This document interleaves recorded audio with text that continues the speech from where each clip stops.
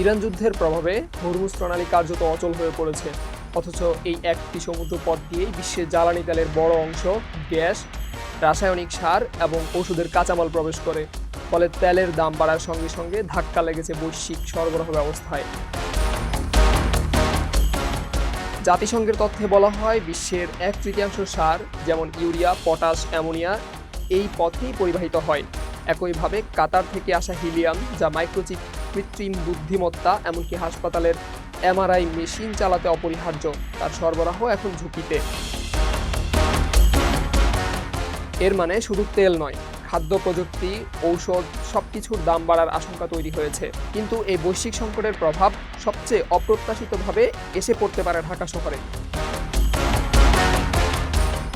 গত কয়েক বছরে ডেঙ্গু নিয়ন্ত্রণে উল্লেখযোগ্য অগ্রগতি হয়েছিল। 2023 সালে যেখানে মৃত্যু ছিল প্রায় 1500, তা কমে 2025 সালে 400-তে নেমে আসে, মূলত নিয়মিত মশক নিধন কার্যক্রমের কারণে। কিন্তু এখন নতুন সংকট, ডিজেল। ঢাকার 2 সিটি কর্পোরেশন ফগিং চালাতে প্রয়োজন প্রায় 10 লাখ লিটার ডিজেল। এই ফগিংই মশা নিয়ন্ত্রণের প্রধান হাতিয়ার।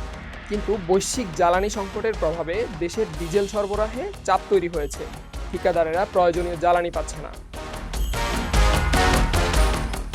ফলে সবচেয়ে গুরুত্বপূর্ণ সময়ে মশা নিধন কার্যক্রম ব্যাহত হওয়ার আশঙ্কা দেখা দিয়েছে। যদি এই সংকট দীর্ঘস্থায়ী হয়, তাহলে শুধু বাজার দরই নয়, ঢাকার জনস্বাস্থ্যের উপরও বড় আঘাত আসতে পারে।